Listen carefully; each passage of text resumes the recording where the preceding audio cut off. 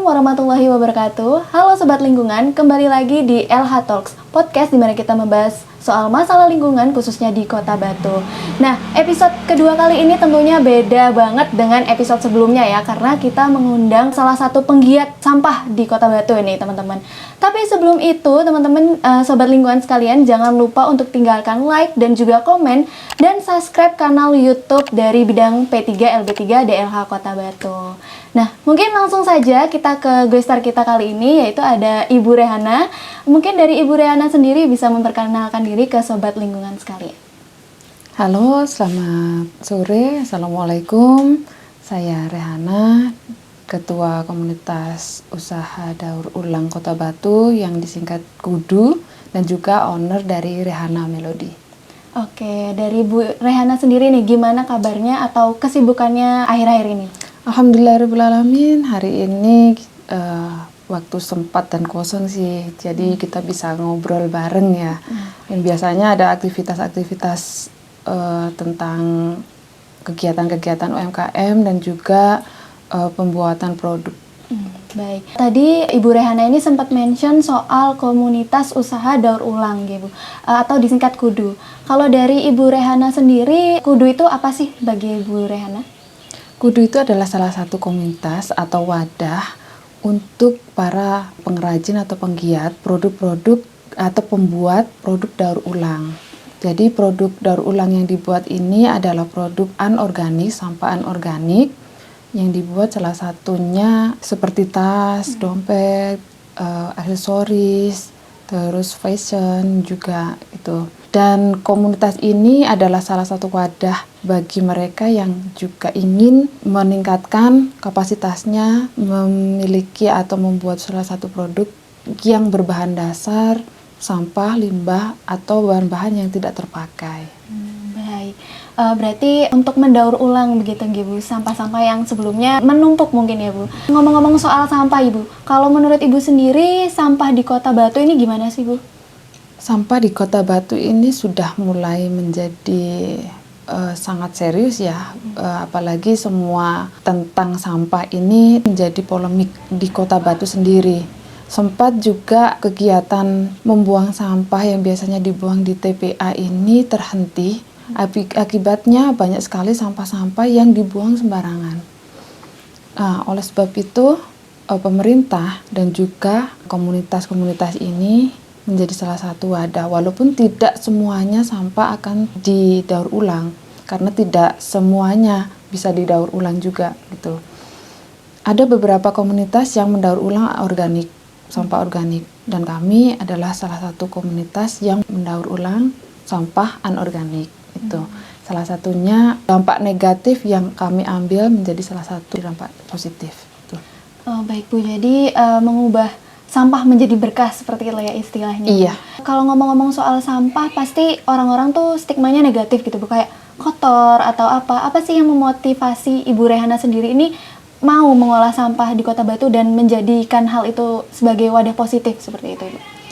Yang pertama adalah dampak lingkungan yang semakin pesat, seperti dampak sampah sekali pakai, itu yang menyebabkan kita juga ini loh salah satu masalah yang harusnya dijadikan bagaimana sebuah masalah ini tidak menjadi masalah terus berkelanjutan, tetapi akan menjadi suatu keuntungan bagi kita, bahkan bisa menjadi nilai jual. Akhirnya dengan salah satunya mendaur ulang dan membuat salah satu sampah menjadi produk. Baik Ibu, kalau boleh tahu kapan Ibu mulai rajin untuk atau membuat ini dari awal itu, awal mulanya bagaimana Ibu?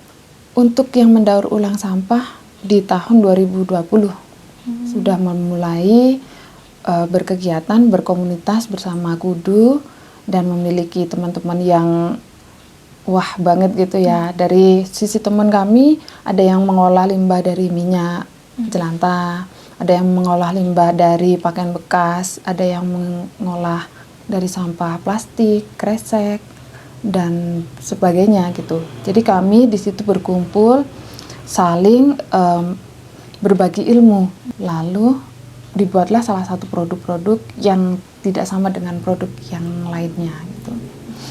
Kalau tadi sempat Bu Rehana bilang kalau teman-teman lain juga banyak yang bikin ya Ibu. Iya. Itu bagaimana cara menarik mereka untuk ikut dengan komunitas ini atau ikut pelatihan-pelatihan ini yang mungkin bisa dibilang sampah nih seperti itu, tapi bisa jadi berkah loh.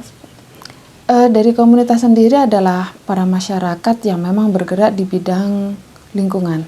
Jadi mereka memiliki misi yang sama dengan kami, lalu bertemu, dikumpulkan, diwadahi, dan difasilitasi dengan Dinas Lingkungan Hidup Kota Batu itu sendiri, dan kami difasilitasi yang pertama waktu itu adalah pameran produk daur ulang, lalu workshop serta menjadi narasumber di kegiatan lembaga-lembaga pendidikan.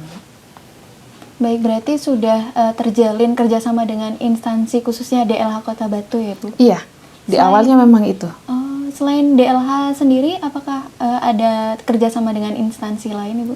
Untuk instansi lain masih dari Dinas Lingkungan Hidup, tapi di kedepannya rencana kami akan menggait Dinas Pariwisata, Dinas Koperasi, Diskoperindak, dan dinas-dinas yang lainnya seperti Dinas Perizinan gitu. Baik.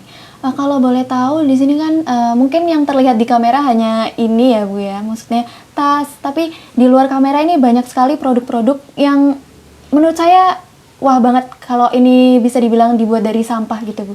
Jadi produk apa saja sih Bu yang udah dibuat sama Kudu atau dari Ibu sendiri? Dari Kudu ada berbagai macam ya, seperti kemarin kami mengadakan workshop pembuatan lilin dari minyak jelantah itu. Yang kedua ada produk dari kertas semen yang dibuat di EcoPrint, lalu dibuat sebagai salah satu souvenir, dan juga dompet, tas itu juga. Lalu ada sampah limbahnya limbah fashion yang diubah jadi fashion lagi. Jadi di upcycle menjadi topi, rompi, dan pakaian-pakaian yang lainnya seperti itu. Terus ada juga dari bahan kayu bekas yang diolah lagi menjadi salah satu bahan souvenir dan bisa diperjualbelikan.